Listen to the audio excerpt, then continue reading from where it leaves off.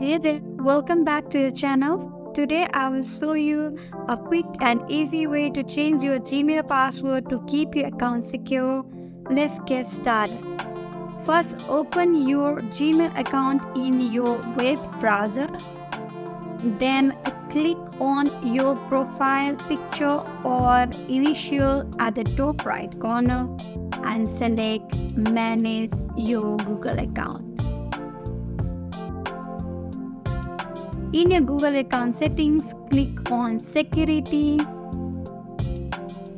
on the side panel. Scroll down to how you sign in to Google section and click on Password. Now you can write your new password in here.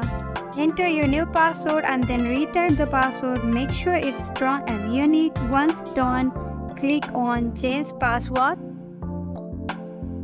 And there you have it. You have successfully changed your Gmail password, keeping your account safe and secure.